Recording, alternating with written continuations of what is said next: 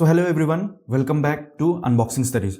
सो students, आज हम लोग पढ़ने वाले हैं क्लास 6 सोशल स्टडीज का चैप्टर 6 जो कि है the beginning of Indian civilisation.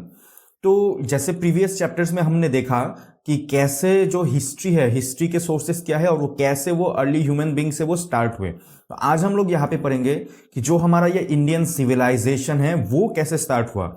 Basically एक सिविलाइजेशन होता क्या है उसके बारे में हम जानेंगे। फिर हम देखेंगे what was the earliest civilisation of Indian subcontinent. So Indian subcontinent का जो सबसे पहला सिविलाइजेशन था वो क्या था और कैसा था, और उसके मेजर अचीवमेंट्स क्या थे उस सिविलाइजेशन के। तो उसके बारे में हम इस चैप्टर में आज पढ़ने वाले हैं। तो आइए सबसे पहला क्वेश्चन के ऊपर चले जाते हैं, जो कि है व्हाट इज ए सिविलाइजेशन। तो बेसिकली एक सिविलाइजेशन होता क्या है। हमने लास्ट चैप्टर्स में हमने देखा कि जो पहले ह्यूमन ग्रुप्स थे वो कैसे सेटल डाउन हुए, कैसे एग्रीकल्चर प्रैक्टिस करने लगे और कैसे कुछ टेक्नोलॉजीज भी उन्होंने डेवलप किया, जहां से वो कुछ कंस्ट्रक्शन, कुछ मेटलर्जी और ट्रांसपोर्ट वगैरह भी वो करते थे। तो बेसिकली हमने क्या देखा कि लोग पहले हंटर्स एंड गैदरर्स थे, वो फिर क्या किए, वो एक जगह आके सेटल होने लगे। मतलब उन्हें धीरे धीरे एग्रीकल्चर के बारे में पता चला कि कैसे एग्रीकल्चर किया जाता है, कैसे वो फूड्स एंड क्रॉप्स कैसे वो डेवलप कर पाएंगे।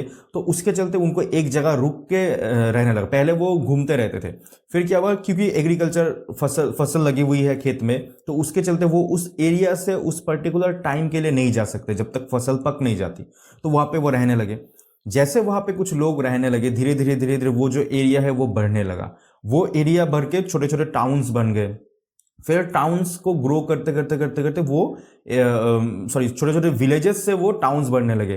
तो इसी तरीके से वो टाउन जब ग्रो करके वो ट्रेड्स करने लगे, मतलब अपने टाउन्स के अंदर ही और उससे बाहर भी ट्रेड्स करने लगे, तो इससे क्या हुआ, सिविलाइजेशन डेवलप हुआ।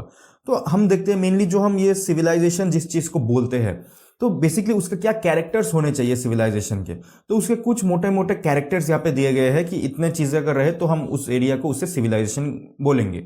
तो सबसे पहला जो चीज होना चाहिए उस सिविलाइजेशन को होने के लिए कि वहां पे कुछ गवर्नमेंट एंड एडमिनिस्ट्रेशन का सिस्टम होना चाहिए। जैसे there must be some persons responsible for running the day to day activities of that village और टाउन। तो क्या होना चाहिए, वो क्या करेंगे, to manage a more complex society and many activities. तो जैसे कि एरिया का क्लीनलीनेस रखना, रोड्स बनाना, ये सब चीज एक गवर्नमेंट या एक एडमिनिस्ट्रेशन के अंडर होना चाहिए। नेक्स्ट क्या होना चाहिए वहां पे सिविलाइजेशन के लिए, अर्बनिज्म होना चाहिए। अब अर्बनिज्म में क्या होता है, mainly town planning, growth of cities, their management which generally includes water management and a drainage system. तो मेनली टाउन प्लानिंग में वहां पे क्या होना चाहिए, जो water management, drainage system, roads, ये सब होना चाहिए। जो बेसिकली एक गवर्नमेंट या एक एडमिनिस्ट्रेशन अगर एक एरिया में रहेगा तो उन्हीं का काम ये होगा इन चीजों को मैनेज करना। तो अर्बनिज्म होना चाहिए वहां पे।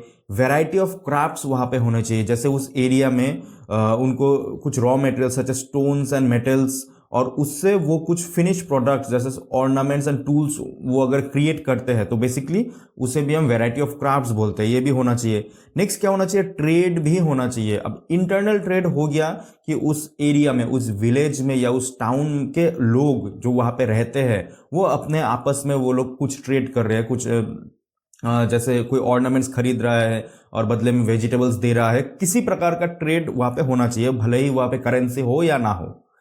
कुछ फॉर्म ऑफ राइटिंग भी वहां पे होना चाहिए। अब राइटिंग बेसिकली ये नहीं कि वहां पे बस पोएट्रीज एंड पोएम्स, प्रोज ये सब होगा, वो नहीं है। Writings can be of many ways. जैसे वहां पे कोई आदमी लेट से वो अपना कोई शॉप चला रहा है, कोई दुकान चला रहा है, वहां पे वो उस दुकान का जितना भी मतलब डेली का खर्चा हो, मंथली खर्चा हो, जो भी वो अगर कुछ मैनेज कर पा रहा है, इसका मतलब उस एरिया के लोगों को लिखना आता था। तो वही है, कुछ फॉर्म ऑफ राइटिंग उन्हें होना चाहिए, जैसे कि वो रिकॉर्ड कीपिंग कर पाए और कम्युनिकेट भी कर पाए आसपास अपने एरिया में। और फिर क्या होना चाहिए, कल्चरल आइडियाज भी कुछ होना चाहिए लाइफ एंड वर्ल्ड के बारे में, जो कि उनके art, architecture, literature, oral traditions and social customs में दिखाई देना चाहिए। ये ट्रेडिशंस, ये उनके कल्चर्स वहां पे कुछ होने चाहिए। और नेक्स्ट क्या होता है, एक प्रोडक्टिव एग्रीकल्चर। ऑब्वियसली एग्रीकल्चर जरूरी है, कोई भी सिविलाइजेशन बिना खाने के तो कुछ सिविलाइजेशन चलेगा नहीं ना। तो वहां पे एग्रीकल्चर ऑब्वियसली जरूरी है, जो कि एनफ टू फीड हो, not just for the villages but also for the cities. तो जैसे ही विलेजेस में अगर लोग ज़्यादा प्रोड्यूस करेंगे तो वो सिटीज़ में जाएंगे अपने प्रोड्यूस को बेचने के लिए, तो वहीं से क्या होगा, ट्रेड्स होगा, और जैसे ट्रेड्स होगा तो वहाँ पे ऑब्वियसली रिकॉर्ड कीपिंग का ज़रूरत होगा। तो बेसिकली ये एक सिविलाइजेशन का कैरेक्टरिस्टिक्स है कि इतना तो एटलीस्ट होना चाहिए एक सिविलाइजेशन में। तो it is easy enough to see that all these characteristics are present in most societies in the world today. But when did this civilization begins and in what sense we have defined them? तो civilization mainly अलग अलग जगह में अलग अलग time में develop हुआ। जैसे मेसोपोटामियन रीजन जो कि आज के दिन में इराक एंड सीरिया वाला रीजन है, वहां पे 6000 ईयर्स एगो कुछ ये सिविलाइजेशन जो मेसोपोटामियन सिविलाइजेशन है वो डेवलप हुए। फिर उसी टाइम के कुछ सेंचुरीज बाद इजिप्ट में इजिप्शियन सिविलाइजेशन डेवलप हुआ। तो इसके बारे में हम और भी जानेंगे आगे आने वाले चैप्टर्स में, लेकिन आज हम इस चैप्टर में मेनली पढ़ने वाले हैं इंडस सरस्वती सिविलाइजेशन, जिसे हम हड़प्पा सिविलाइजेशन भी बोलते हैं। तो यहाँ पे आपको एक टाइमलाइन दिया गया है, मेनली उस सिविलाइजेशन का रफली एक टाइमलाइन आपको बताया गया है यहाँ पे।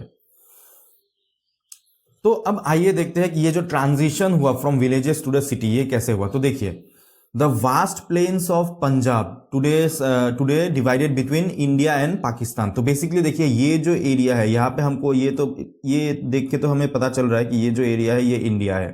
तो इस इंडिया के जो इस वाले सेक्शन है, इस वाले सेक्शन में जो इंडस वैली सिविलाइजेशन है उसकी शुरुआत हुई। तो बेसिकली वो कहाँ पे हुई, वो Indus river and it's tributaries. तो इंडस रिवर और उसके ट्रिब्यूटरीज में से ये सिविलाइजेशन की स्टार्टिंग हुआ। तो this made those plains fertiles and therefore favourable for agriculture. तो जैसे मैंने आपको प्रीवियस चैप्टर में भी बताया है कि जहां पे रिवर्स होंगे, रिवर्स के आसपास वाले एरिया बहुत फर्टाइल एरिया होंगे, एग्रीकल्चर के लिए बहुत अच्छे सुटेबल एरिया होंगे वो। तो जहां पे एग्रीकल्चर होगा, जहां पे वाटर होगा, वहां पे ऑब्वियसली रिसोर्सेज भी होंगे, वहां पे ह्यूमन लाइफ एक्सपेक्टेंसी भी अच्छा होगा, तो इसलिए लोग वहां पे सेटल करना ज्यादा प्रिफर करेंगे। तो बेसिकली वही हुआ यहाँ पे, Indus river and it's tributaries के पास लोग सेटल हुए।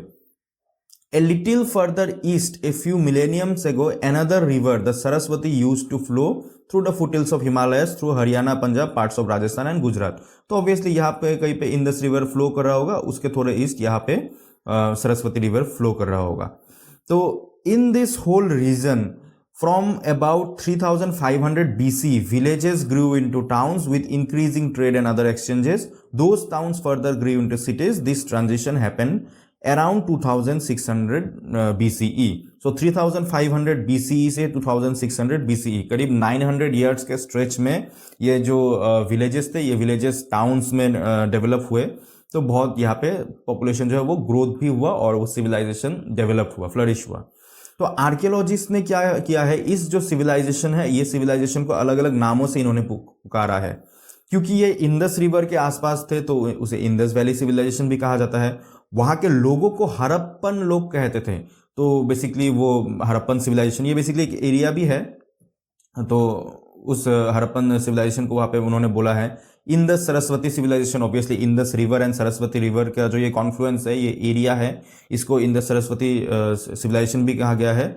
और साथ ही सिंधु सरस्वती, तो इंडस रिवर का ही जो हम लोग हिंदी में उसे सिंधु नदी बोलते हैं, तो सिंधु सरस्वती सिविलाइजेशन या सिंधु घाटी सभ्यता इसे बोला जाता है। तो we used to call these terms, its inhabitants are called Harappans. It is one of the oldest civilization in the world. और इस डेवलपमेंट को फर्स्ट अर्बनाइजेशन ऑफ इंडिया भी कहा जाता है। तो ऑब्वियसली ये फिल इन द गैप्स वाले क्वेश्चंस में आ सकते हैं कि dash is the first urbanisation, dash civilisation is known as the first urbanisation of India. तो वहां पे आंसर होगा ऑब्वियसली इंडस वैली सिविलाइजेशन। ये यहाँ पे आपको एक मैप दिया गया है इंडस वैली सिविलाइजेशन का।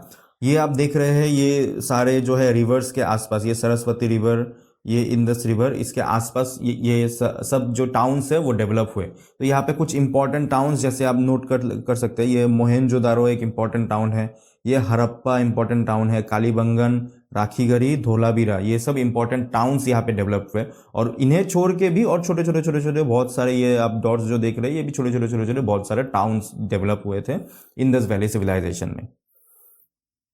तो यहाँ पे देखिए इंपॉर्टेंट हड़प्पन सिटी और वो मॉडर्न किस स्टेट किस रीजन में है वो यहाँ पे सब दिया गया है। तो सरस्वती रिवर जो है, Saraswati river shows the map shows the Indus and its 5 main tributaries. Important cities grew along these rivers such as Mohenjo-daro and Harappa.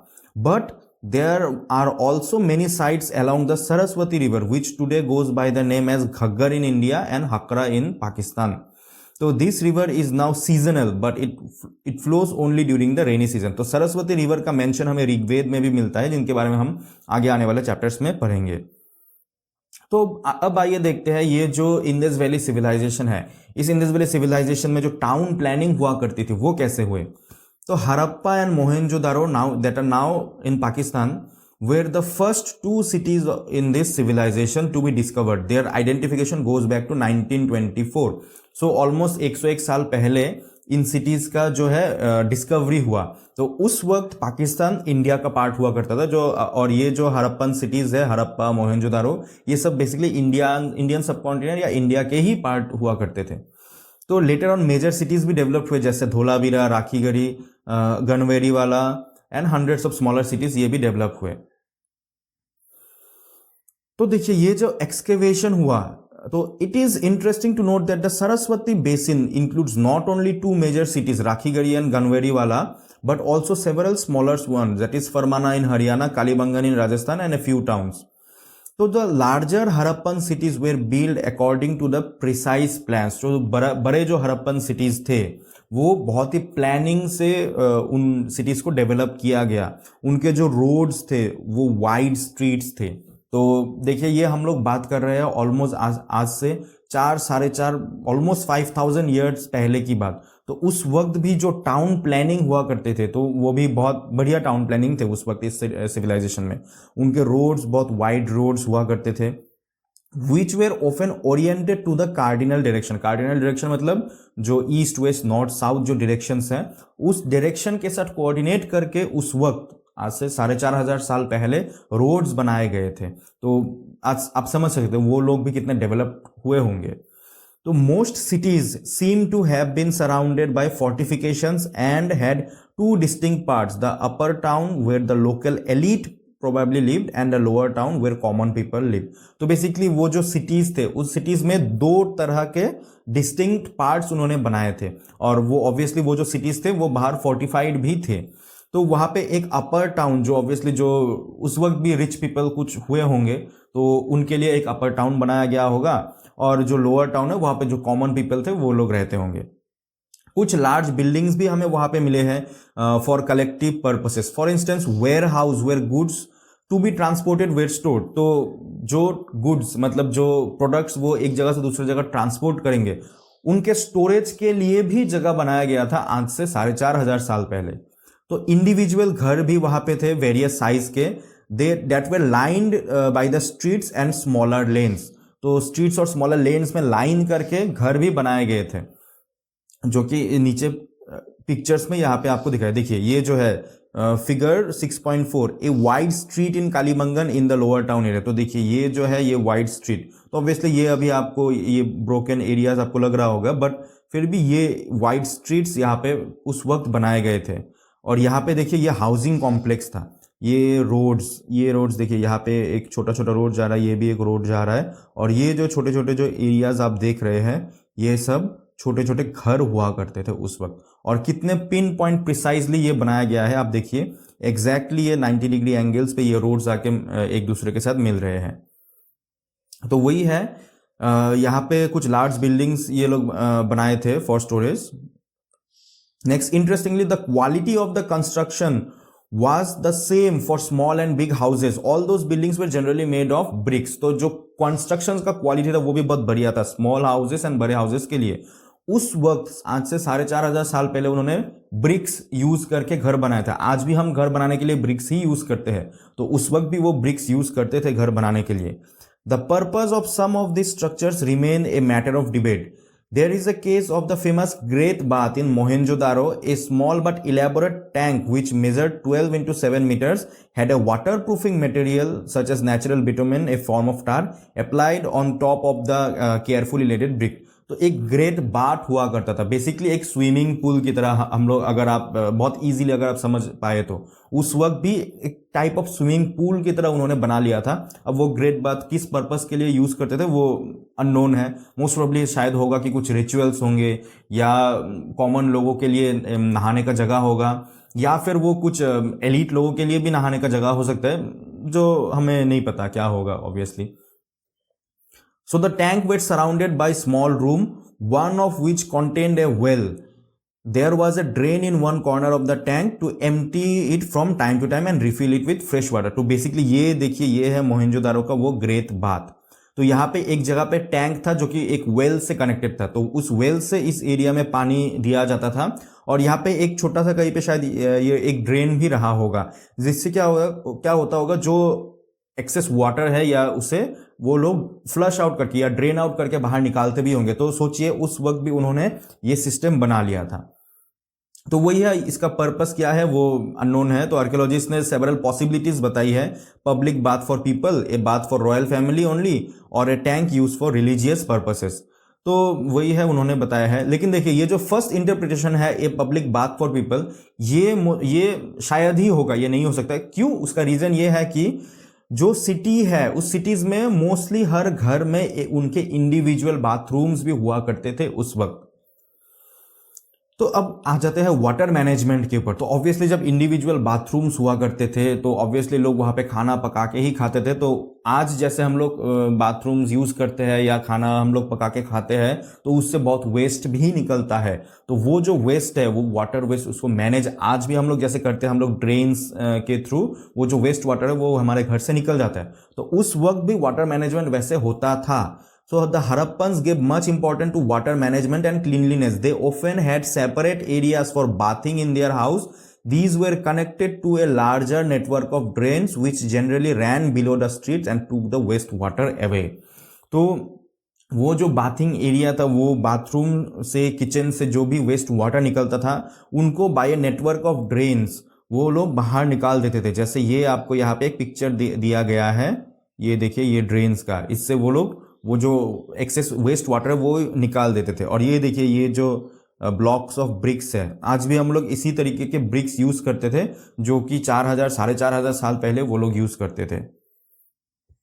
तो in Mohenjodaro people drew water from hundreds of well made bricks, but in other region it may have been from ponds near by streams और human made reservoirs. In the case of Dholavira, the large reservoir measured 73 metres in length. तो obviously Mohenjodaro में बहुत सारे Wales थे जहां पे लोग पीने का पानी यूज करते थे. कुछ अदर रीजन्स में पॉन्ड्स भी होंगे जहां से लोग अपना वाटर इंटेक वो पूरा करते थे. और धोलावीरा में उन्होंने लार्ज रिजर्वॉयर ही एक बना दिया था जहां पे वो लोग वाटर को स्टोर करते थे कंजम्पशन पर्पसेस के लिए. तो at Dholavira at least 6 large reservoirs were built with stones or even cut into rock. Most of them were connected through underground drain for efficient water harvesting and distribution. तो धोलावीरा में 6 बड़े बड़े वाटर रिजर्वायर्स भी उन्हें मिले हैं, जो कि ऑब्वियसली रॉक्स को कट करके बनाया गया है. और उन्हें अंडरग्राउंड ड्रेन से, जो कवर्ड ड्रेन्स थे, अंडरग्राउंड ड्रेन्स, उससे वो एफिशिएंट वाटर हार्वेस्टिंग और डिस्ट्रीब्यूशन भी किया करते थे. तो सोचिए उस वक्त वाटर हार्वेस्टिंग हो रहा था उस वक्त. तो अब आइए देखते हैं जो हड़प्पन्स थे वो बेसिकली खाते क्या थे. तो the Harappans created many of their settlements along the banks of large and small reverse. This is a logical choice, not just for easy access of water, but also for agriculture. Since rivers enrich the soil around them, archaeological findings have shown that the Harappans grew cereals such as barley, wheat, some millets, and some rice, in addition to pulses and a variety of vegetables. So आज भी हम लोग ये rice, barley, millets, vegetables, pulses, ये आज भी हम लोग खाते थे. तो उस वक्त भी वो यही सब खाते होंगे. और रिवर्स के आसपास उस वक्त उन्होंने क्या किया, सेटल होने का वही मेजर रीजन जो मैंने आपको बोला, क्योंकि फर्टाइल रीजन है, एग्रीकल्चर बढ़िया से होगा. और क्योंकि रिवर है तो रिवर में ऑब्वियसली फिश भी होंगे, तो वो फिशिंग भी करते थे. So they were also the first in Eurasia to grow cotton. तो वो कॉटन भी ग्रो करके कॉटन के क्लोथ्स भी वो पहना करते थे, which they use to weave into cloths. They made farming tools including the plow and some of which continue to be used by modern day farmers. तो आज दिन भी फार्मर्स कुछ टूल्स जो उस वक्त उन्होंने शायद बनाए होंगे वो आज भी हम यूज करते थे. यहाँ पे एक स्मॉल क्ले मॉडल आपको दिखाया गया है एक प्लाव का. So the intense agricultural activity was managed by hundreds of small rural sites and villages. then as now the cities could survive only if enough agricultural produce from rural areas reached on a daily basis. तो basically उस वक्त क्या होता था, जैसे town planning भी थे, town में लोग रहते थे। ऑब्वियसली आज भी जैसे टाउन में बड़े बड़े सिटीज में आप जब देखेंगे दिल्ली, मुंबई, कोलकाता, गुवाहाटी, तो इन जैसे सिटीज में क्या है कि जो लोग हैं वो एग्रीकल्चर ऑब्वियसली नहीं करते, पॉसिबल भी नहीं है।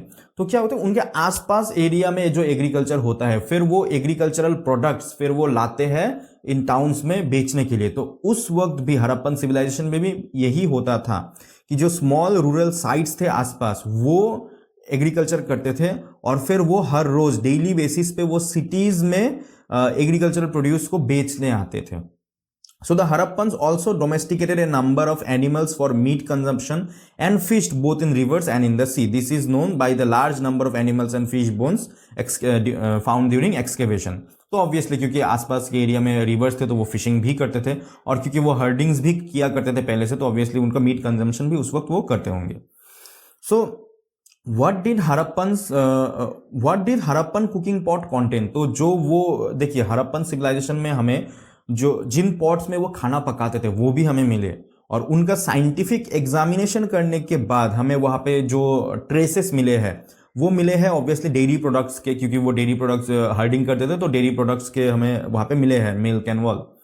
और साथ ही साथ हमें वहां पे टर्मेरिक, हल्दी का भी मतलब वो मिला है, लाइक हल्दी का भी हमें वहां पे मिला है, जिंजर एंड बनाना का भी हमें वहां पे मिला है कि वो लोग इनका भी यूज करते थे। तो clearly their diet was quite diverse. तो अब नेक्स्ट आ जाता है कि वो लोग ट्रेड्स कैसे किया करते थे। तो बेसिकली हड़प्पन्स जो थे they were engaged in active trade not only within their own civilisation but with other civilisation and cultures within and outside India. तो 4,500 साल पहले हड़प्पन लोग ना ही अपने आसपास के टाउन्स में वो ट्रेड करते थे, बल्कि वो even beyond India, outside India भी वो एक्सपोर्ट इंपोर्ट किया करते थे आज से 4,500 साल पहले। So they exported ornaments, timbers, some objects of daily use, probably also gold and cotton and possibly some food items. The most favoured ornaments were beads of carnelian. तो beads of carnelian, a reddish semi-precious stones found mostly in Gujarat. Harappan craftspeople developed special techniques to drill them so a string could pass through them and decorate them in various ways.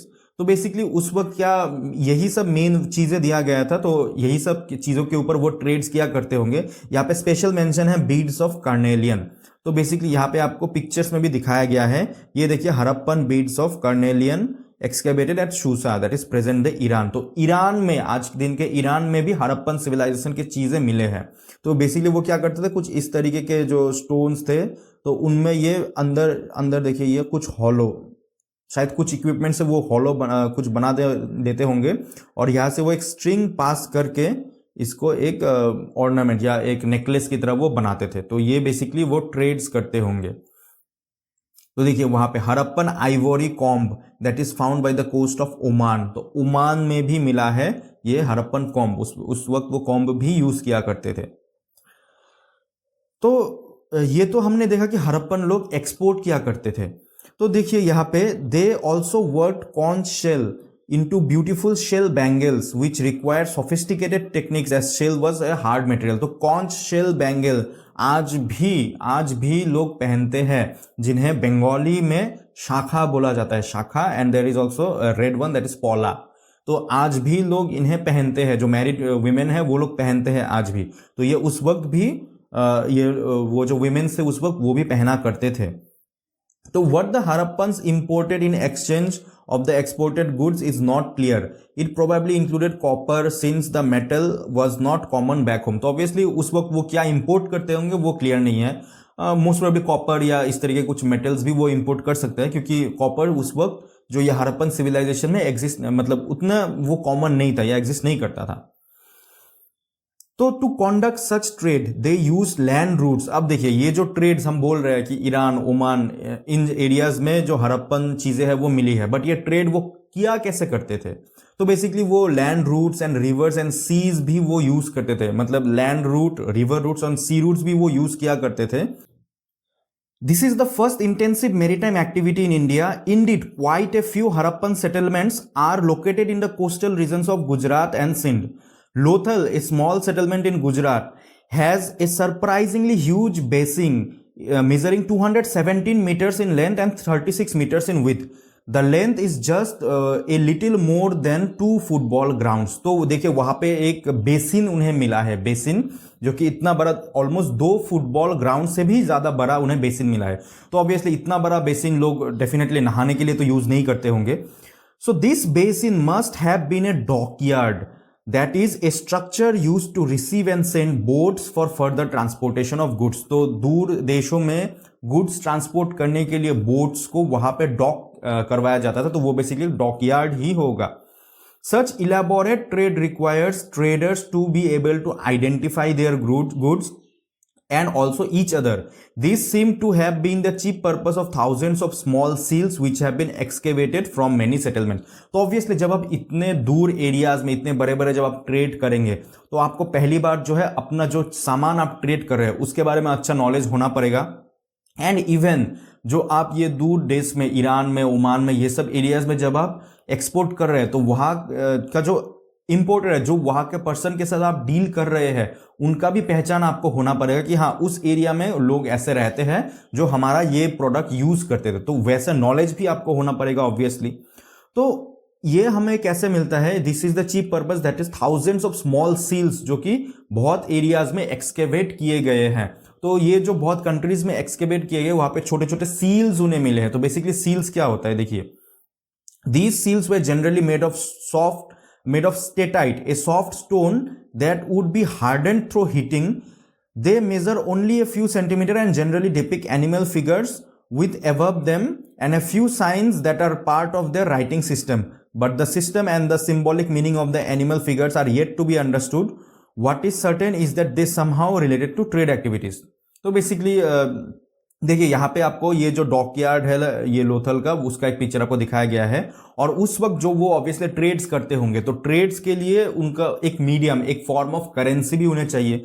तो उस वक्त बहुत सारे seals हमें मिलते हैं. तो may be ये एक टाइप ऑफ करेंसी हुआ करते थे जो वो एक दूसरे को देते थे. तो देखिए ये है एक seal.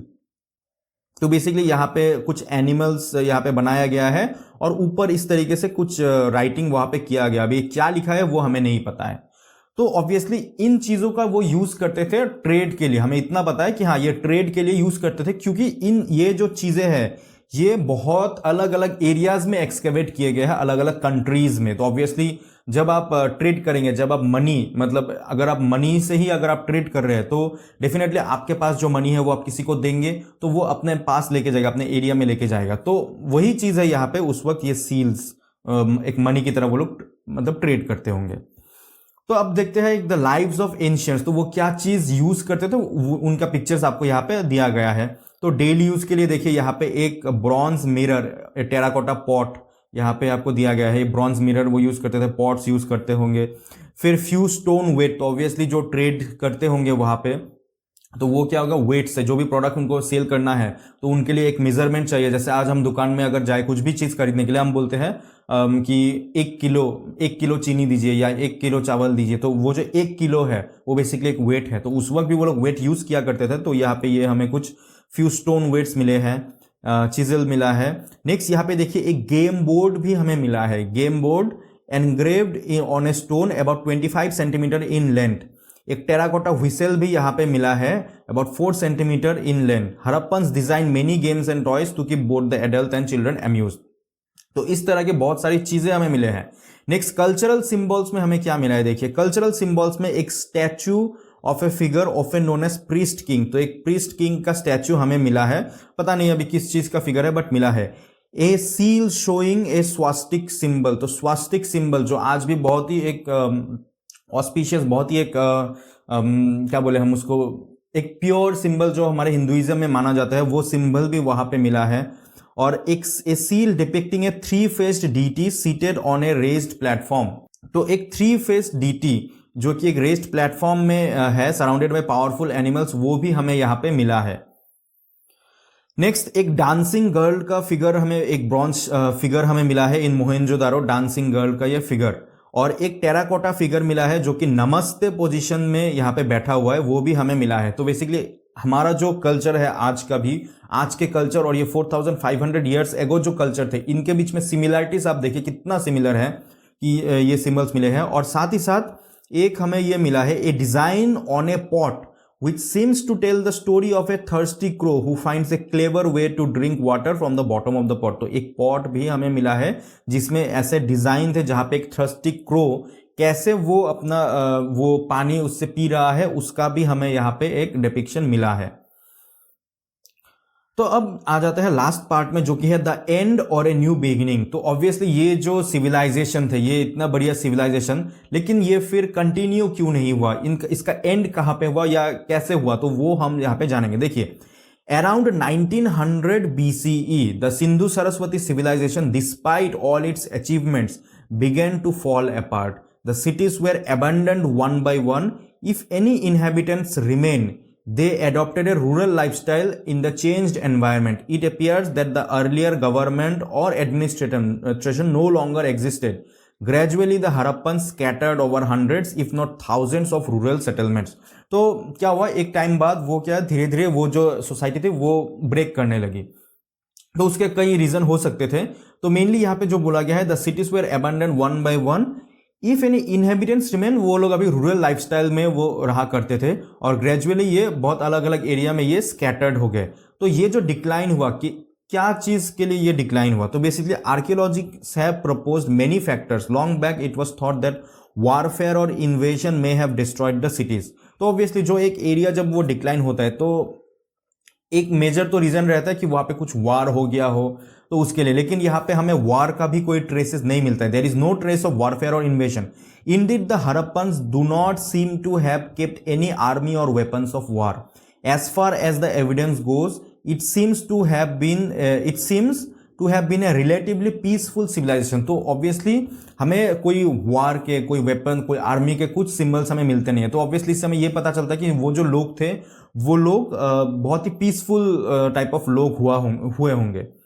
So two factors are currently agreed upon. Firstly, a climate change which affected much of the world from 2200 BCE onwards, causing reduced rainfall and a drier phase. This would have made agriculture more difficult and could have reduced food supply in the cities.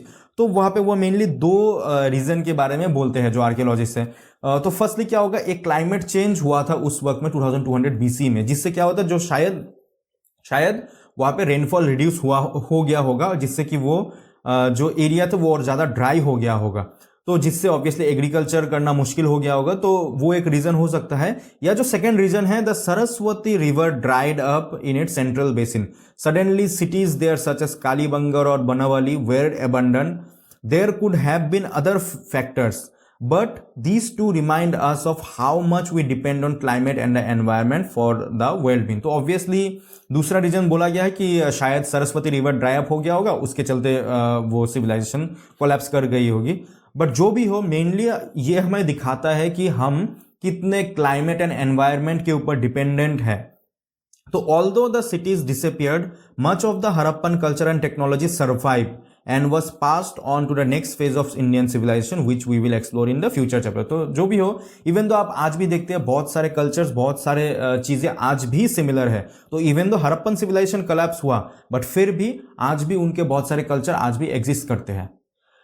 तो बस यही तक था ये chapter.